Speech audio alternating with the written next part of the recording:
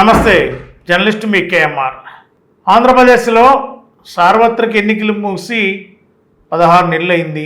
ఇంకా ఎన్నికలకి 3.5 సంవత్సరాల సమయం ఉంది.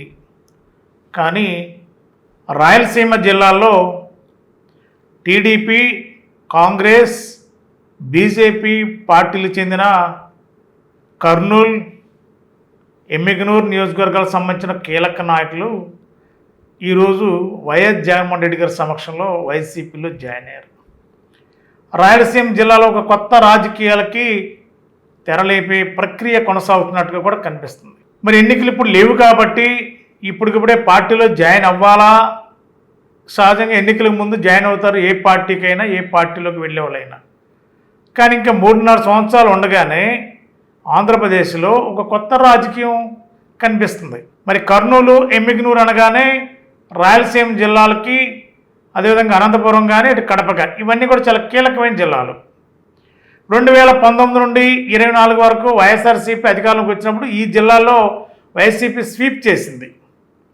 2024లో మళ్ళీ ఇదే జిల్లాలో కూటమి టీడీపీ మెజారిటీ స్థానాలను గెలుచుకుంది ఈ జిల్లాల్లో, కర్నూలు, అనంతపురం జిల్లాలో.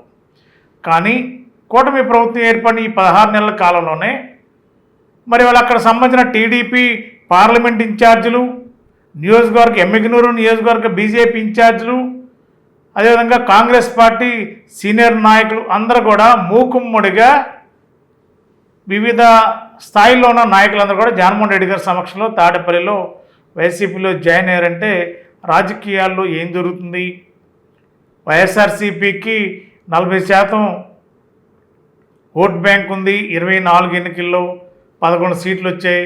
ఆంధ్రప్రదేశ్లో అధికార పార్టీ వైఎస్ఆర్సీపీ ఇంకా ఉండదు, ఇంకా గెలవదు, వచ్చే అవకాశం లేదు, 29లో 0కే పరిమితం అవుతుంది వైఎస్ఆర్సీపీ అని చెప్పి కూటమిలో ఉన్న కీలక నాయకులందరూ కూడా సందర్భోచనంలో వ్యాఖ్యలు చేస్తున్న ప్రక్రియలో మరి ఇప్పుడు వైఎస్ఆర్సీపీలో మరి కర్నూలు జిల్లా, ఎమ్మిగనూరు, కర్నూలు నుండి పెద్ద సంఖ్యలో నాయకులు జాయిన్ అవుతున్నారంటే మరి ఆ పార్టీలకి, టీడీపీకి కానీ, అటు బీజేపీకి కానీ, కాంగ్రెస్కి కానీ ఒక బిగ్ షాక్గానే చెప్పాలి.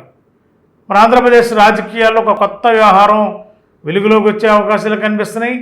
మరి వైఎస్ జగన్మోహన్ రెడ్డి గారు నిన్ననే చెప్పారు, పార్టీ క్యాడర్ అందరూ కూడా క్షేత్రస్థాయిలోకి వెళ్ళండి, పార్టీని బలోపేతం చేయండి, రానున్న రోజుల్లో వైఎస్ఆర్సీపీ క్షేత్రస్థాయిలో ఎంత స్ట్రాంగ్గా ఉండాలనేది ఒక పిలుపిచ్చారు. 175 నియోజకవర్గాల్లో పిలిపిచ్చిన 24 గంటల్లోనే ఇతర పార్టీలకు సంబంధించిన నాయకులు, కీలక నాయకులు అందరూ కూడా కర్నూలు నుండే బోనీ కొట్టడం, వాళ్ళంతా టీడీపీకి, బీజేపీకి, కాంగ్రెస్కి రిజైన్ చేయడం, వైఎస్ఆర్సీపీలో చేరడం, వాళ్ళందరూ కూడా వైఎస్ఆర్సీపీ పార్టీ అధినేత జగన్మోహన్ రెడ్డి గారు కండువాలు కప్పి సాధారణంగా ఆహ్వానించడం, ఈ తీరు చూస్తుంటే రానున్న రోజుల్లో ఇంకా చేరికలు వైఎస్ఆర్సీపీకి పెరుగుతాయని కూడా ఒక అంచనా వస్తుంది.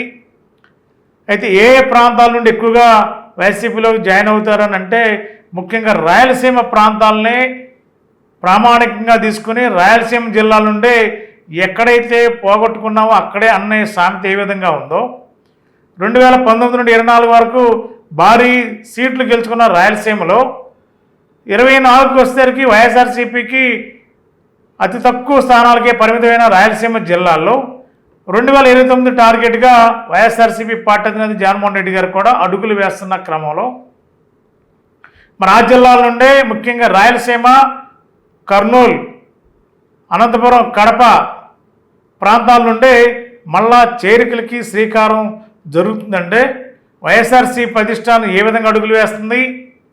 మరి భవిష్యత్తులో వైఎస్ఆర్సీపీ పార్టీ రాజకీయ వ్యూహం ఏంటి? మరి ఇప్పటికే మరి ఈ నాయకులందరూ కూడా టీడీపీకి, బీజేపీకి, కాంగ్రెస్కి రిజైన్ చేయడం అంటే ఎలాంటి సంకేతం వెళ్తుంది ఆంధ్రప్రదేశ్ రాష్ట్ర రాజకీయాల్లో? మరి కూటమి అధికారులు ఉండగానే మరి వీళ్ళంతా కూడా వైఎస్ఆర్సీపీకి వెళ్ళడం అంటే మరి ఆ పార్టీ పట్ల ప్రజల్లో అనూహ్యమైన స్పందన కనిపిస్తుందా? భవిష్యత్తు అంతా కూడా వైఎస్ఆర్సీపీ అని చెప్పి ఆలోచన పార్టీలో చేరిన నాయకులు కనిపిస్తుందా? క్షేత్రస్థాయిలో కూటమిపై ఉన్న ప్రజా వ్యతిరేకత, భవిష్యత్తులో ఆ పార్టీకి అవకాశాలు ఉన్నవని ముందుగానే గ్రహించిన ఈ నాయకులందరూ కూడా వైఎస్ఆర్సీపీలో చేరారా అని కూడా చర్చ నడుస్తుంది. రాయలసీమ జిల్లాలో ఏదేమైనా ఒక కొత్త వరవడి జగన్మోహన్ రెడ్డి గారు మళ్ళా ఎన్నికలు 3.5 సంవత్సరాలు ఉండగానే స్టార్ట్ చేశారు. మరి మున్ముందు ఏ సామాజిక వర్గాల నాయకత్వం అంతా కూడా వైఎస్ఆర్సీపీ అడుగులు వేయబోతున్నారు కూడా, మరి ఏం జరుగుతుందో చూద్దాం. Thank you. సెయింట్ జోసెఫ్ విద్యా సంస్థల చైర్మన్ మహాఘన జయరావు పొలిమేర గారి సారథ్యంలో secretary and correspondent reverend father G Moses గారి స్వీయ పర్యవేక్షణలో సుశిక్షితులైన డెంటిస్టులను తయారు చేయడంలో అహర్నిశలు కృషి చేస్తోంది Saint Joseph dental college and hospital. Spacious library, well equipped lab, oral microbiology and nanoscience research center for better academic experience. Education delivered by highly skilled teaching professionals, accredited with NAC A grade. BDS మరియు MDS లలో admissions కొరకు సంప్రదించండి. Dentist కావాలనే మీ లక్ష్య సాధనలో మీకు తోడ్పడుతుంది Saint Joseph dental college and hospital, Duggirala, Eluru.